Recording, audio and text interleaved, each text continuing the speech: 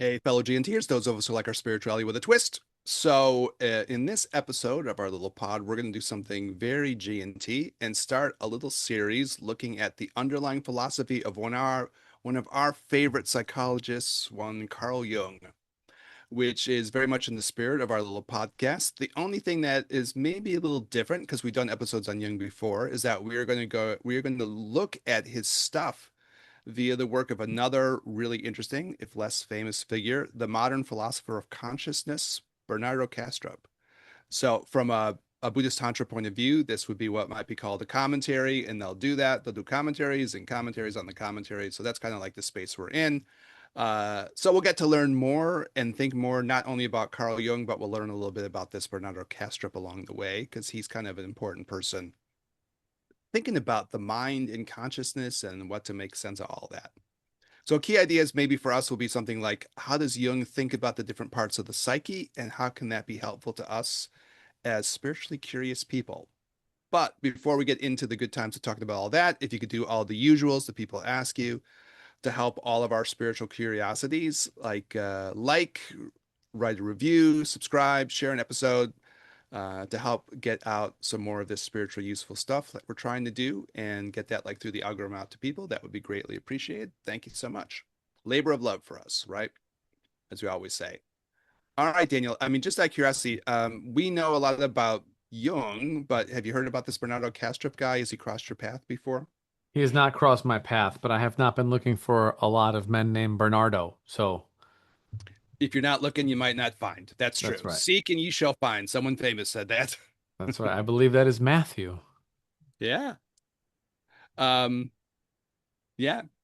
And then the guy he was writing about.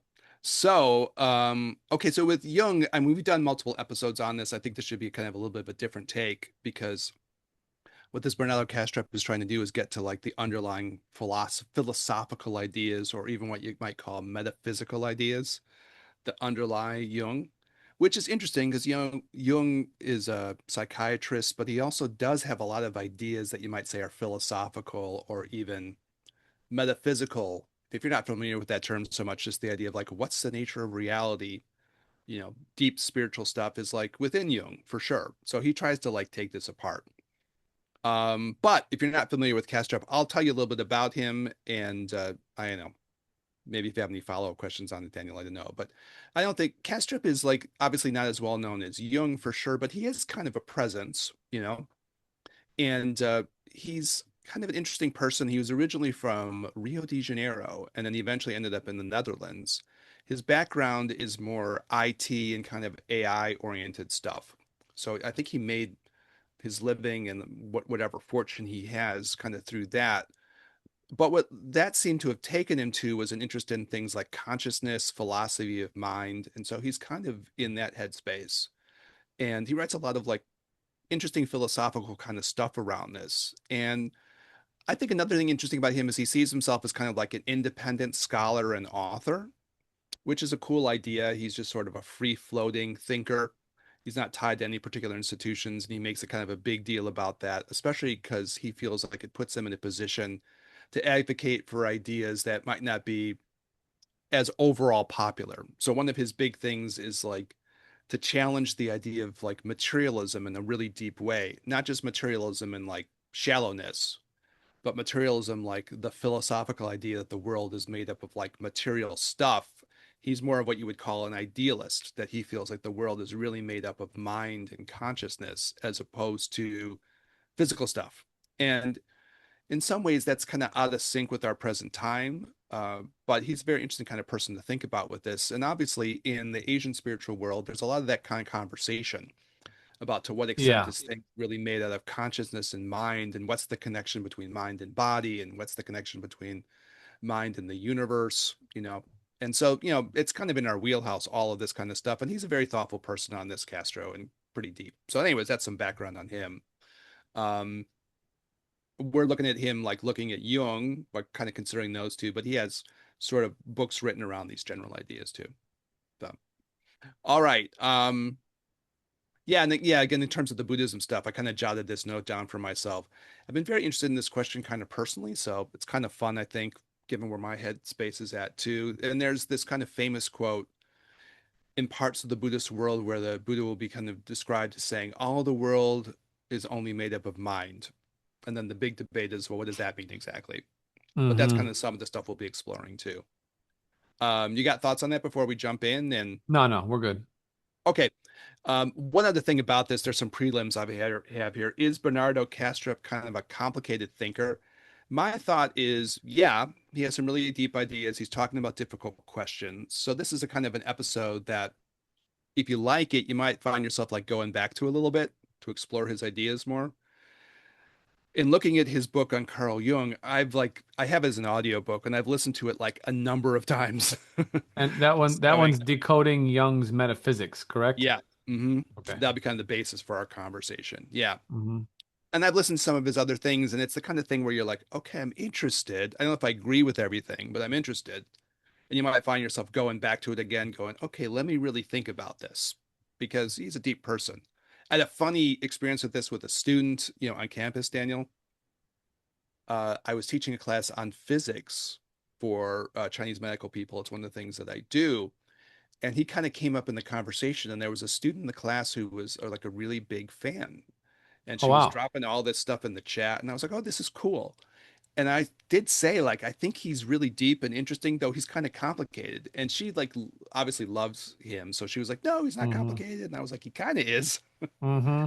And then I talked about, his connection to Asian culture, especially Advaita Vedanta, right? He has lots of connections to sort of like yogic stuff and the idea of the divinity wanting to know itself or something, this whole Mm-hmm. Indian philosophy that part of what happens in creation is God wants to be able to create so he can look at himself for something. Yes, yes, Yeah. which is a very uh prevalent thought in those traditions. Yeah. So I was like, yeah, he has a lot of connection to this. And she was like, no, he doesn't. And I was like, I think he does. It definitely does. And so I had a break and I went in and I kind of went to like just the Wikipedia page on Bernardo Kastrup. And I just took a screenshot of the whole part where he says, yeah, I'm into this. Mm-hmm. And I kind of showed it in the class. And I wasn't trying to be mean to the student. I was just saying, oh, this is kind of cool. Like he's interested in this Asian philosophical stuff. And I never saw that student again. Yeah, I was gonna say because you're rubbing their nose in it a little bit there, Well, guy. I didn't mean to. It wasn't my intention. But like, disappeared from the class, dropped the class, never saw her again. And I was like, dude, I just was like showing something else. I was like, it should be okay. Anyways. That's a not, yeah. But when you bring screenshots and you're, someone's they don't come for, yeah, you went to war a little bit. Like, that's I all. I really didn't. I was just like had to teach a class. So I was like, hey y'all, I just went and took this thing, and like he is interested in this Asian philosophical stuff, and it's cool. And Well, like keep in mind you're the teacher, Eric. Everybody's my listening job to to this. do that. I understand. I understand. So I was like, God damn, this person, did they get pissed off and just drop the class? I'm not Well, sure. probably better to send them that as like a direct message than, Oh my God, fuck that. I mean, like it's just something in the class. You're just like, hey, this dude's into it. It's cool. Like yeah, can't be that yeah. sensitive. I don't even know if that's the reason why. I might be wrong. No, no, that's totally why. Well, that's a little overly sensitive, I think. But anyways, we can Yeah, well, debate it's that. just a brief aside, and there's a lot of online learning that happens now, right? Particularly post-COVID. Pre-COVID, it was like what? Phoenix University was like the online thing, and that's pretty much it. Trump University, was that online? No, I think that was imaginary, actually. Oh, Yeah, that was got it. everything is the mind in a sense. So yes, Yes, it was right. No, all it real was all money, imaginary school. well, it's all the mind Yeah. ultimately. But I think that, there wasn't online learning wasn't a big deal, right? Mhm. And then obviously post-COVID, that's remained that way. And it sort of changes the dynamic, I think, between teacher and student a little bit because you're not there in person and I don't know. I just feel, I mean, obviously you've taught infinitely more than I have, and I taught a little bit before and a little bit after, but it definitely felt a little bit different afterwards, a little more disengaged. Um, it's already hard enough to get students to talk just in general, but Mhm. when you're teaching online, then it's even easier.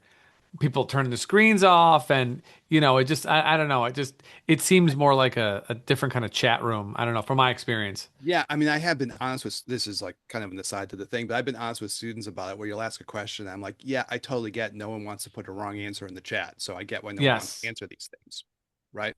because you Hmm. feel kind of mortified if the answer is wrong. And so I just accept that, you know. Yeah, I had the thought, like, as I was pulling this thing, I was like, well, I just wanted to make the point that the sure. guy's into it. And like for us as TCM people, it's cool to know that there are people out there advocating for traditional Chinese medicine. That's what I'm teaching, right? Hmm. But, you know, as like people are interested in these Asian cultural ideas and these spiritual ideas, it's cool to know there's people who have some name recognition who are out there advocating for these things. I wasn't trying to Yeah, like, here, let me like poop give on you your some shit dreams. about the fact the fact that Wikipedia disagrees with you.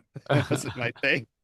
Oh, But there's I your was just like, hero. okay, here it is, you know. Yeah, But she was on fire. She was really like whatever about it, and maybe she dropped the class for other reasons or whatever it is. But I thought it was awesome that she knew who he was. So if yeah, you happen to listen to this, I loved what you were doing. I thought it was great, yeah. Come on and back. it's also cool that he's into this. You know, Yeah, I think it's great. yeah, So a little anecdote from our actual lives. Um, I mean, the other thing I wanted to say about Jung again, and I kind of just had this thought, you know, we're recording this, who knows when you'll be listening to this, listener, but we're recording this in May of 2026, which is, you know, kind of a relatively shitty time for the US and hence the world at large. We'll yeah, see what happens as we go forward. But as I was thinking about Jung, and this was like, you know, part of the reason why I wanted to do it too, Jung lived through really bad times. He's part of that group sure. of people who had to live through World War One, and then he had to live through World War Two. And when we get to some of his things, he was even having like nightmares and visions from his point of view about World War One before it even happened. Like he could Yeah, feel that things were heading towards really dark places. And I think it's interesting then when you have people who've their work has grown out of difficult times. You know, I think there's something comforting about that. yeah. Like Viktor Frankl. Viktor Frankl's like that. I like Einstein a lot. I mean, when I really thought about it, they're in that same time frame, probably give or take, and he had to live through Yeah. two world wars. And there's a quote from Einstein where he says something like, I'm paraphrasing, but he says something like, I like science even more during difficult world times because it puts me in touch with things that are kind of real, you know? Mm. And it gives you a chance to kind of look at some of the deeper parts of life and not just get rolled over in the chaos of like, you know, the bigger social world, the bigger geopolitical world. And so I thought it's kind of a cool time to talk about Jung because his work grew out of those time periods, right? Yeah. And you know, he wasn't not in those spaces, he was, and this is kind of the kind of stuff that he talked about. Okay, so that's my prelims. Anything else before we do it from you, Daniel, or keep No, going on? just want to give a special shout out to one of our sponsors for the episode, Air. Mhm. Breathe it. It's good for you. So big shout out to Air. Sponsor under special sponsors. Yes. Air or chi in the Chinese. Mhm. Yes. Um, okay. So if we're talking about Jung, this Bernardo Kastrup divides up his ideas into like a few major topics, and we'll kind of check them off as we go through. If you do get interested in the book, is it Decoding Jung's Metaphysics, right, Daniel? Hmm. Yeah. So he's going to talk about psyche. If you know Jung, he's going to talk about this idea of archetypes and synchronicity. Then kind of like just maybe the philosophy or metaphysics that he sees in all of this, summarizing it, and then Jung's ideas of religion, or we might say spirituality for our pods. So we'll probably do episodes around these things. We'll get a chance to explore this stuff. All right. So the first of these is a discussion about psyche. And so one of the things that Jung does that our Bernardo Kastrup points out is he divides the psyche up into sort of like three different parts in kind of a really interesting way. I have like a psych degree, so dividing up the psyche in different ways isn't that unusual. Like really famously in the Sigmund Freud world, you have the id, which is kind of like the more biological drives and needs, and we're going to have Jung's take on that too. And then the ego, your sense of self, and then the superego, which is sort of like the values that you take on from the society and the culture. So Jung was, you know, kind of a protege of Freud's. You can get this idea of dividing things up into different parts. I think those parts are really interesting too, but uh, from you know this presentation around Jung that we're looking at, the vision gets into like three different kind of layers within the psyche, and he's going to talk about body, psyche, and spirit. This kind of three-part division, and this division also deals with like the other big question that's going on in this whole thing, which is what's the difference between having things that are conscious and things that are unconscious, and how does this stuff all fit together? So that's going to be like kind of our first subject matter here. I think looking at this idea of conscious and unconscious, these are really big questions, right? So maybe it makes sense to talk a little bit about that, and then we'll do the three-part division if you're cool with that, Daniel. Yeah. So I think as clinicians, we think a lot about conscious and unconscious thoughts. I know you and I think we both do, right? This is a big deal for both of us, right? And in the Chinese medical world, there's a lot about how the mind and the body interconnect with one another. So the basic idea is that there can be emotions, thoughts, memories that affect a person so deeply that this can create physical symptoms, sometimes physical symptoms that are really bad, right? And I don't know from your work, but sometimes when you talk with people about this, I think people could be shocked at like how much these thoughts, emotions, memories can really fuck with the body. It's Hmm. very deep, right? And some of the symptoms are really extreme. So people can faint, people can have tremors, people can have things that are like debilitating pains. People can lose. I had a patient who like had so much of this sort of emotional trauma and stress built up that she lost vision in one of her eyes. Like it can be pretty dramatic. So I don't know. Part I want to share about that part is I think a lot of times people don't realize if you don't work in medical circles like how intense these symptoms can be. Don't you think that's true, Daniel? Yeah, and even like less intense on the scale of like extreme physical symptoms. I've been talking about this with this whole week basically. I've been having the same conversation with people, so I'm going to have the conversation here because this is the place for me to share those kinds of insights. I don't know about you, Eric, but I treat probably mostly neck pain in the clinic. A I lot of would neck pain stuff. I would say out of 100%, neck pain is probably 65 to 70. I know like that big for me, but obviously it's a pretty common Yeah. thing. Yeah. And what I've found a couple things is that people don't breathe well. So I'm going to be featured in a little magazine coming up here in June. I'll try and link it to the Instagram whenever I get it so people can read it and whatnot. And one of the things, the questions the lady asked me, she's like, "What could people do to improve their health right now?" And I said, "Shut your mouth." I like Okay. literally breathe through your nose. Mm, And the reason being is that to your point, people tend to um, change their breath pattern when they are under stress. mm, And so some of this is a physiological response to fight or flight, sympathetic nervous system. And so the breath gets a little bit more shallow. They breathe with their mouth. But what ends up happening, and I apologize for those people who are just listening, but your rib cage, the rib cage lifts. It lifts up. It pulls up to the chin, as opposed to the yeah, diaphragm you kind really of. get like all this pressure will build in the chest, right? Yeah. And so in order to accomplish the breath, you have to use these muscles, these secondary muscles of inhalation in and around the neck and the traps to lift the rib cage up towards the chin, as opposed to your diaphragm descending down towards the hips. And the problem then, in the short run, that's not a big deal. Body is adapting to momentary situations and it's fine. But, in agreement and in reality to what you're saying about the body making changes to the psyche, if you are experiencing yourself under threat or under duress on a normal basis, you're going to be in that state more often than not, meaning you're going to be breathing through your mouth more often than not, meaning you're going to be using these secondary muscles of inhalation to do your primary respiration more than not. And then muscles that are not supposed to be used that frequently for those purposes are going to become taxed. And then you get supreme tightness in and around the neck.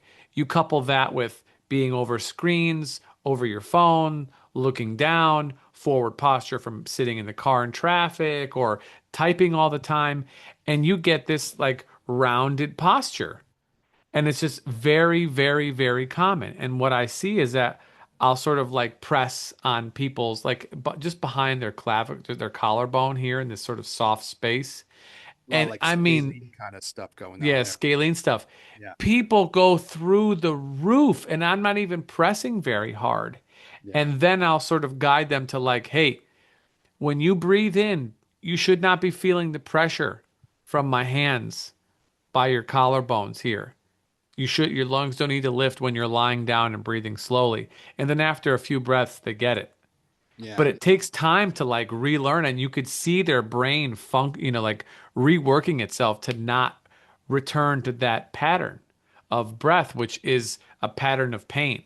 And so all of these, and I'm saying all of this because the psyche kind of habitual tendencies that get absorbed, genetically or socially or whatever, manifest in the body, and then the body stays that way, moves it forward, and then it becomes more of a problem as time goes on. So, anyways, that's a practical experience from what it is that you're talking about. Yeah, I know with those muscles, the Zen people I was studying with initially when I first got interested in all this Asian cultural stuff and uh, body mind connection, they talked about those that lifting thing a lot too.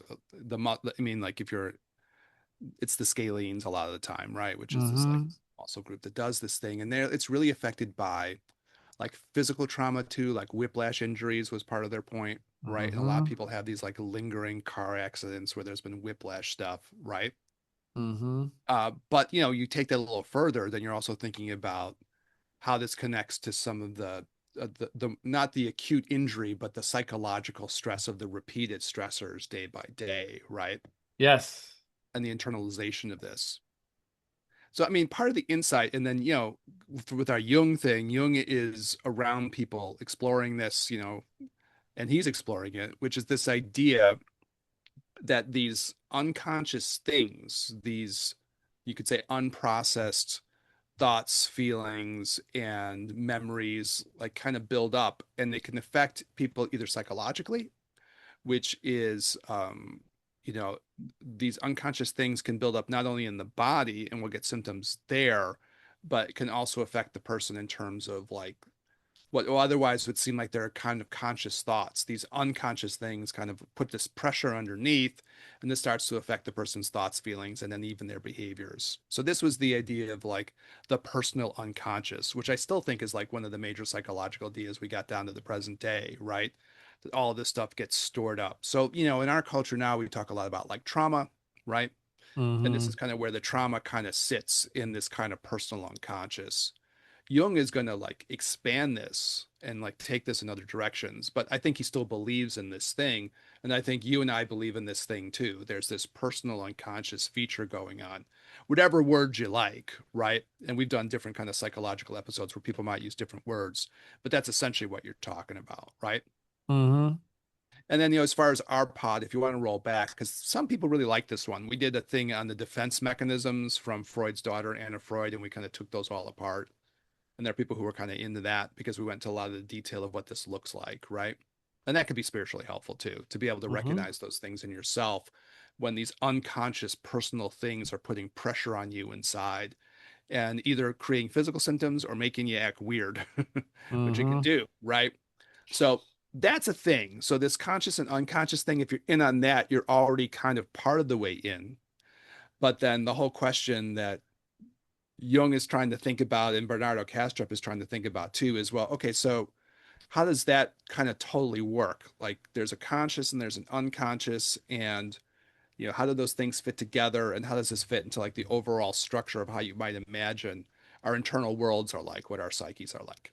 Okay. So what happens here, and when I'm reading the Bernardo Castro stuff, I'm always like, does this seem like this is what Jung is saying? And I think this is what Jung is saying. So he breaks it down in a really interesting way. He's still going to do like a three-part thing, but he's going to talk about, like we said a little bit ago, body, psyche, and spirit, that we have these like multiple levels in who we are. And for me, Daniel, I don't know, looking and reading this stuff has been very like, okay, that's an interesting way to break this down, right? There's going to be part of what you're going to feel that's going to be coming from the body itself. There's going to be part that's going to be coming from what we're going to call spirit. And we'll have to take that apart to figure out what that means. Hmm.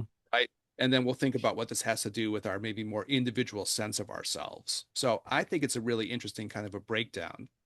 It fits into a lot of things where you break things up into threes. Like that's a typical thing to do in our traditional Chinese medicine kind of Taoist world. We talk a lot about the three treasures, right?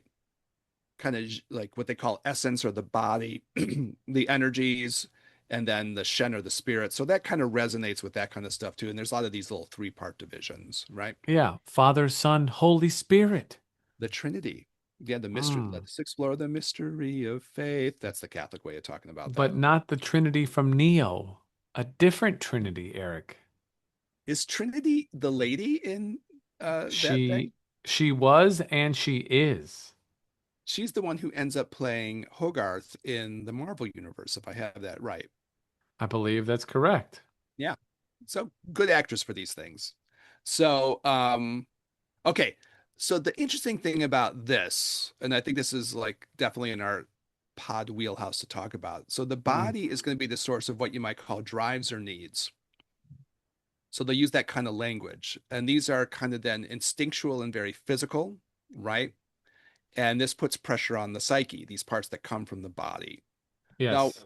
one of the interesting things about this in the Buddhist world, potentially, and in the Bernardo Kastrup world, uh, for sure, and in the Buddhist world, would be that when you think about the body, and this is like, again, kind of a tricky point, but one that we're here to talk about, is that like when you think about the body and your experience of the body, one of the ways of looking at this is to go, all that really happens that we experience is really only coming from the mind. Mm. That we can't experience anything else except our own minds, because what else would it be? It's always our minds. Even when we're experiencing our own body, we're experiencing it through our mind because we're experiencing it like through the sensory aspects of things, which are actually Kastrup is make a big deal about this. Jung cares about this. I think Buddhist Tantra and spiritual traditions care about this. One of the If you flip the script and you say, okay, what am I really experiencing? You could say, what I'm really experiencing all the time is my own mind. Even when I'm taking in sensory information from the outside world, what I'm really experiencing is my mind. So sight, sound, taste, touch, smell, all these things are sensory things that are ultimately being processed like through the mind. And there's no Sure. other way to know the world except through the mind. And that's even true of like our own bodies. What we're getting through that is like our mind's experience of the body, which can't do anything else except come through like the sensation of tactile stuff, right? Hmm. We can't know our body kind of like directly. What we really know is some interconnection that we feel coming through like to our mind. So this is like what's the mind only point about a lot of spiritual stuff. And Kastrup is into this, and I think Jung cares about this too. This recognition that what you're really doing, if you take that attitude and you take a step back, and it's a deep kind of Buddhist point or a deep Asian spiritual point, or maybe a deep spiritual point overall, is that all the time we say outer world senses, we say our body, but what we're really experiencing of that is whatever is actually coming in through the mind. So, in this way of thinking about dividing up the psyche into three, kind of what you're talking about is the sensory information that's coming from the body that you're experiencing, like in your mind, because there's no place else to experience stuff except in your mind. And then whatever you're experiencing of like sort of the pressures within the body, the what they're going to call drives and needs. So hunger and thirst and whatever the body is sort of triggering, right? And its connection to the mind. And this is, I mean, this is a fucking deep question. Obviously, right? This is like getting to the heart of some of the deepest spiritual stuff. This is what Jung is trying to deal with, what our Bernardo Kastrup is trying to deal with too, which is going to be what's then the connection between the mind and the body, and that's super difficult. But anyways, we're in that headspace. I'll throw it back Mm. to you, Daniel, because it's such a deep thing. It gives us a chance to think about this kind of like wild kind of question because it's a It's such a wild deep one. question. I'll let you handle it first. Well, I was trying to talk about it. I'm like really Yeah. fascinated by this. It's Yeah. always been So kind of this deep thing. It's not easy at all. So um there's a piece of the Zen teachings that I really like in reference to this, and they'll say that, the experience of the true experience of one's own mind is on the path of enlightenment, right? And they say it's like the tongue tasting itself, or the eye seeing itself, right? Or the sound of one hand clapping, right? So this sort of single flavoredness. I believe that is this kind of discussion. And, to the question of like mind and body connection, I don't know. The way that I think about it is that my, I have a problem with the word mind, actually. I have a problem with the way that the word mind is understood. I think that and we should maybe talk about this before we even move forward. Um, the definition of the word mind, I think when people understand or talk about it, what they're really saying is brain. Hmm. And the brain, in the way that most people are going to discuss it, is not body, right? It's a separate thing. It's like everything is in the brain. Mind is inside of the brain, and the brain is above the body. The mind is above the body. And we have feelings, but feelings are again going to the brain slash mind. And I think this kind of reductionistic view of mind as brain as mind, uh, limits what I think these people are trying to say, or at least the Eastern philosophical schools are definitely not saying brain. It's not brain, body, speech, it's mind, and mind is not limited to brain. So before we move forward, I wanted to kind of, Yeah, it's a pretty wild question. And then, this episode's like this one in particular, we do a lot of deep stuff, yeah. but this is getting to like some of the deepest stuff because there's a really deep question of like, what's the connection between if you whatever word you like, and these words are all super fucking slippery. I agree with you. They're all really slippery. And then like what people actually mean when they use them is like Mm-hmm. then kind of like enmeshed with that slipperiness. Mm-hmm. But what you're really like, again, this Bernardo Kastrup guy cares a ton about this, so this is going to weave in and out of these conversations. But the one of the big questions is like, what is consciousness then? Right. We're all having our own subjective experiences, right?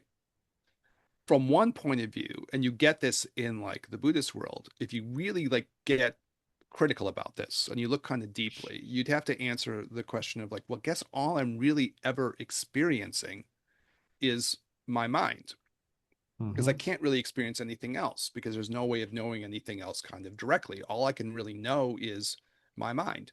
Even when I feel like I'm feeling sensations of the body, what I'm really feeling is like sensation, which is like part of the mind. If you take that attitude, if you really try to Yeah. flip this script, and that is a difficult thing to wrestle with, I think, as a 21st century person, to get yourself in that mindset because we don't Mm-hmm. walk around in that mindset.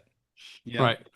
we walking around in the mindset of like, well, there's all this material stuff around this, and I'm a body and I'm moving through a physical world, where I think, at least in part, what's happening in Jung, and then I think this is part of why this Bernardo Kastrup is interested in this and likes Jung, is because you're trying to flip a script. So I don't know, even just as an exercise, and you'll do this in the Buddhist meditative world, is you go like, well, let me take the attitude of that. Let me just try on what that feels like. Whereas opposed to saying everything is physical all the time, we flip that and we try to go, let's like acknowledge the fact that what we're really experiencing is kind of mental. And that's the exercise that they're asking you to do here. So Mm. think about it for yourself if you happen to be listening to it. I take this exercise on too, because it's part of like trying to understand aspects of like Buddhist tantric philosophy or Asian philosophy overall, right? Zen, like these kinds of things, is to take that exercise and like try to say to yourself as you go, actually, what I'm really experiencing is like my own mind all the time. Let me just do that as a thing that I try to acknowledge. Then you get to a deep question of like, what's the relationship then between what this body is doing to the mind and what the mind is doing to the body? That's important too. And we care about that a lot, obviously, is like Chinese medical people and people interested in like the mind body connection. But this is the idea of like flip it for a while and just see what it feels like. Like we actually kind of recognize to yourself, well, I think I'm seeing things through my eyes and it looks like an outer world that's independent of my own mind. But let me try the exercise of going, it's not really like that. When I see something or I hear a sound or I'm interacting with things in a weird way, if I follow this kind of logic through, what I'm really getting is all the time my mind. Even if I'm Mm. doing like a brain study, Hmm. and Kastrup makes this point, and I'm looking at the brain, I'm actually looking at my mind's interpretation of the brain. Right. Or even if I'm a great physicist, like we talked about, like an Albert Einstein earlier, who, like on some level, if you have a great physics theory, it's a product of your mind producing Mm. it.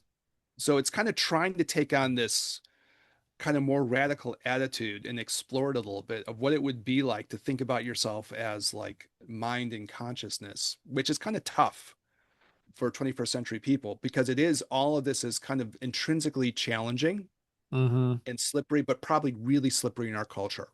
Mm. I think Kastrup's point, writing as a 21st century person, Jung's already passed away, right? But I think Kastrup's point would be something like we live in such a materialist kind of paradigm. We think so much that way that it's hard for us to like even start to explore these kinds of ideas because they're it's just not how we're trained.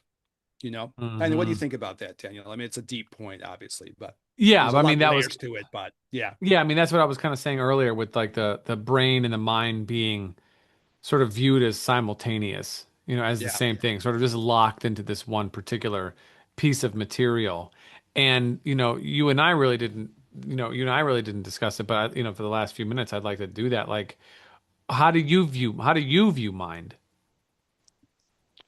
Well, I mean, I'm like attracted to like sort of this like a lot to do with it. I'm still exploring it, as we all are, but I'm very attracted to sort of these like Tibetan tantric things, right?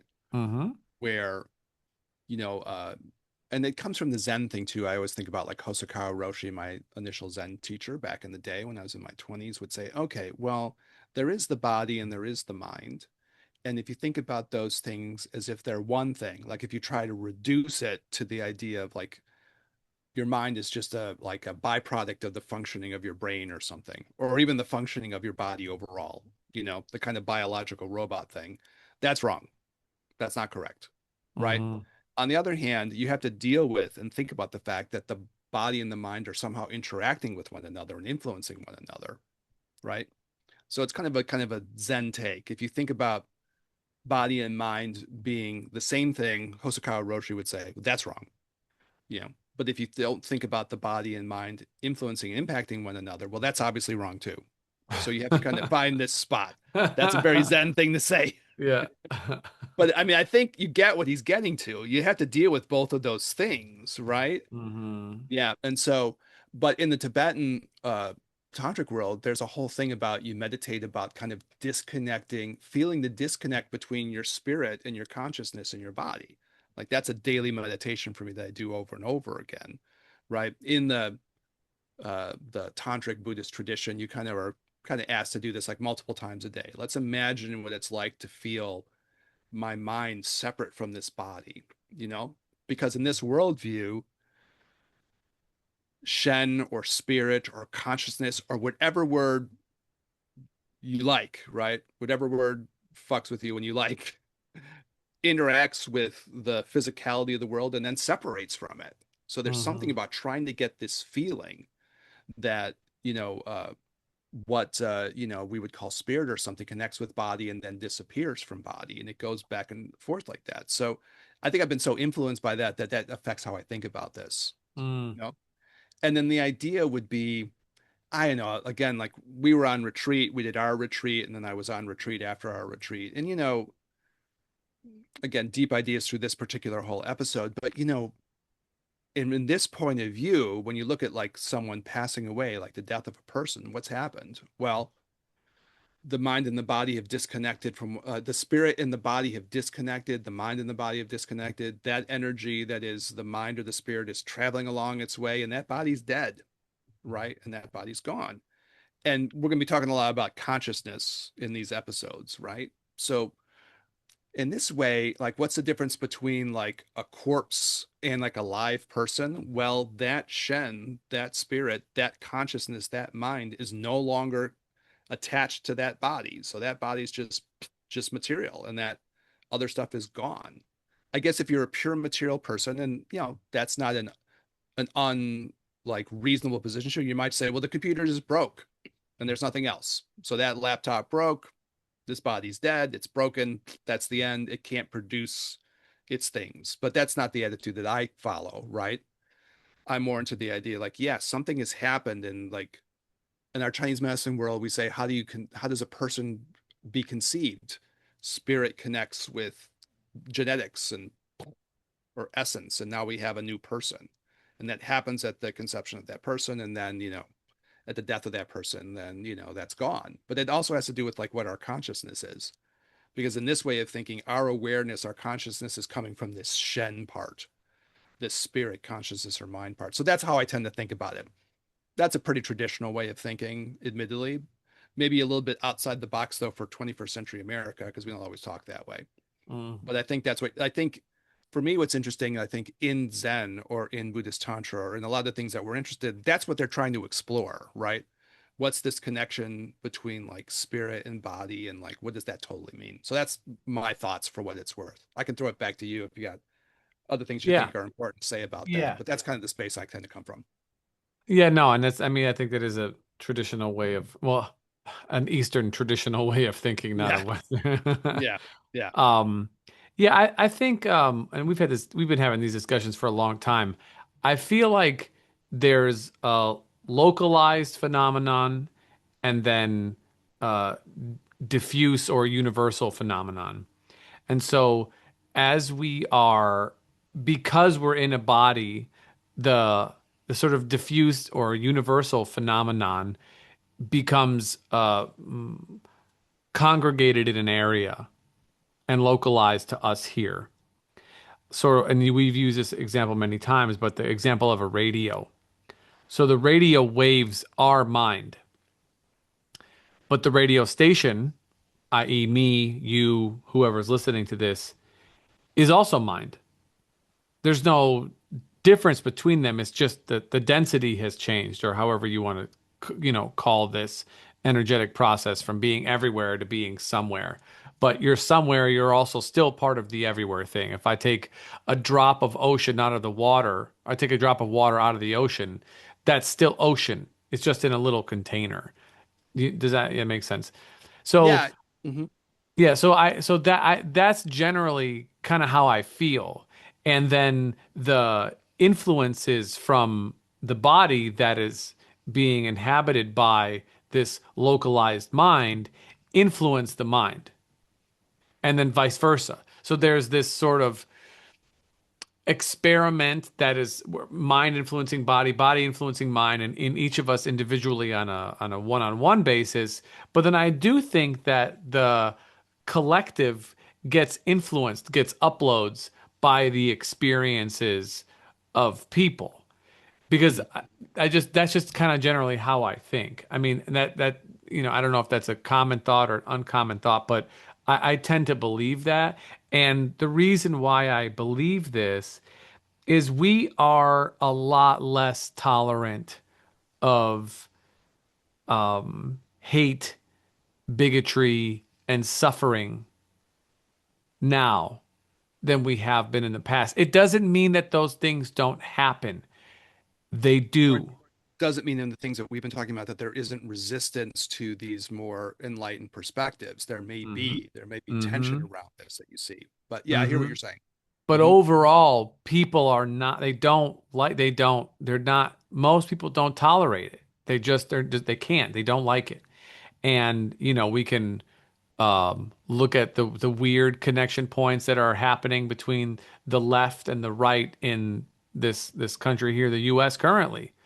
Random thing, people who couldn't agree on basically anything before. Now all of a sudden there's overlap between Bernie Sanders and Tucker Carlson, and you're like, well, that's strange, Hmm. you know? And I think that that is because of the evolution of the species.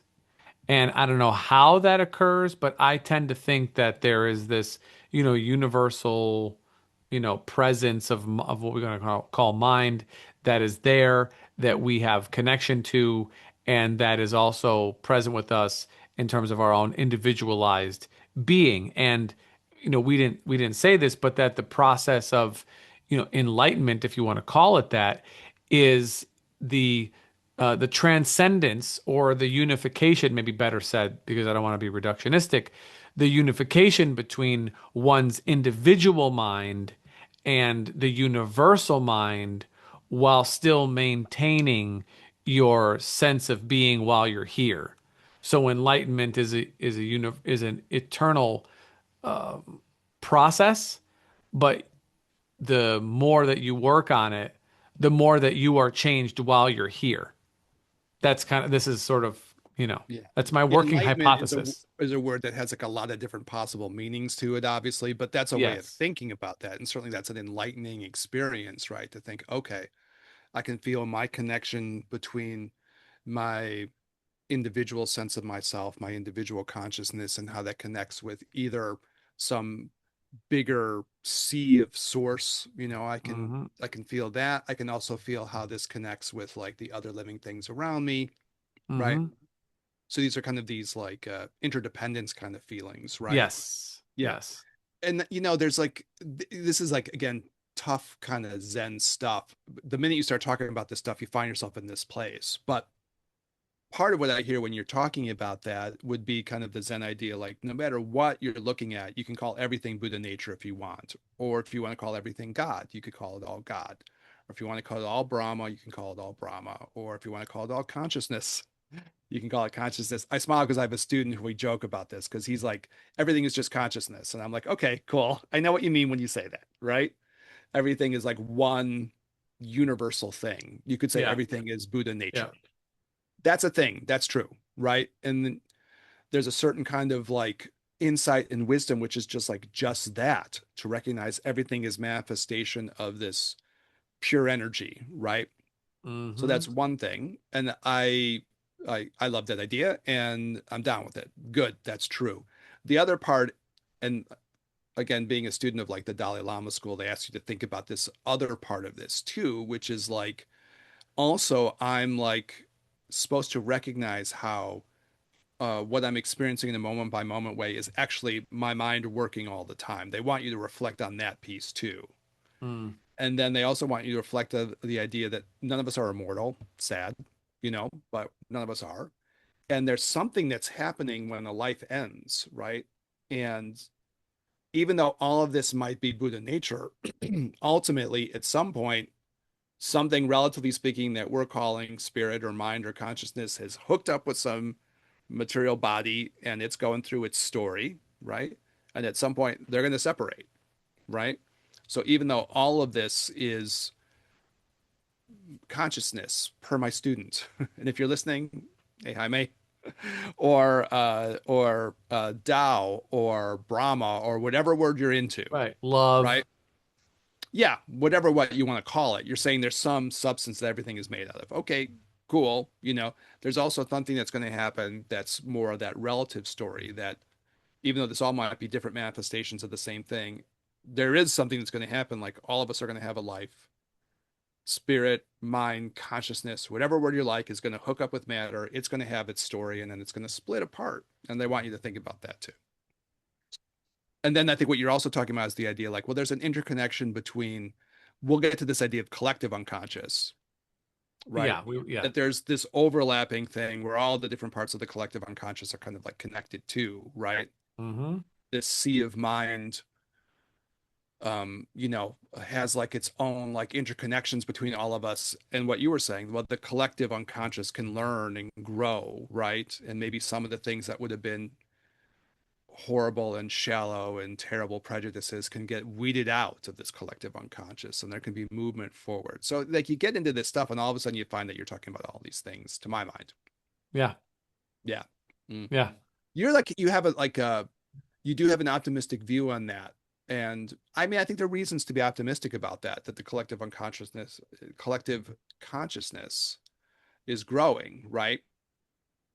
And then, that there's things happening within that. If you want to visualize that as like this big sea, and all of our individual aspects are just droplets within that sea that is now connected with matter. If we want to have that as our visualization, right?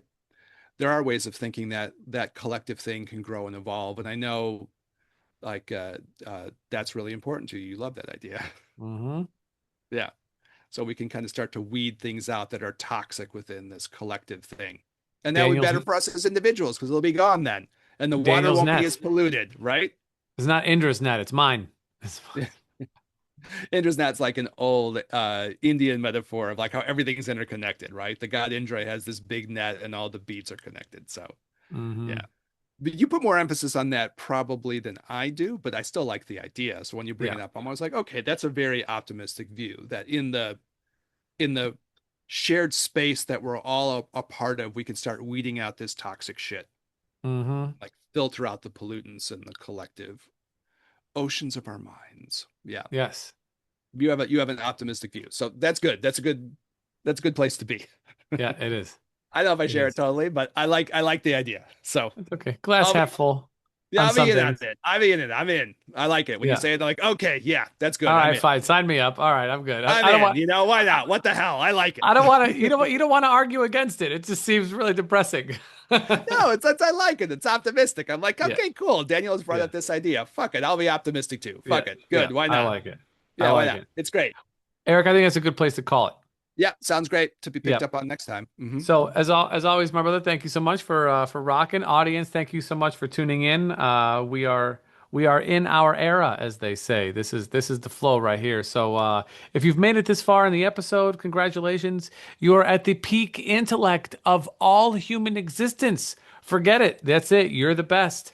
You know And we what's funny about that, Daniel? For signing out, they had the thing I was listening to today about how, like, because you bring this up a lot, how bad human attention is now. yeah, human attention is bad, man. It's So make worse. it to the end of things, y'all. We You make gotta it to like the end of we things, and gotta this is a make our long attention better. and it's a long form conversation where there's a lot of gems in here. So people show us some love. Hit us up, leave a comment, like, subscribe, do all that stuff. Hit us up, ginandtantra@gmail.com. Hit us up, Gin and Tantra podcast on Instagram. If you know us, send us a message, send us some love. It's all good. Tell everybody you love them. Life is short. Impermanence. We'll catch you guys in the next one. Peace.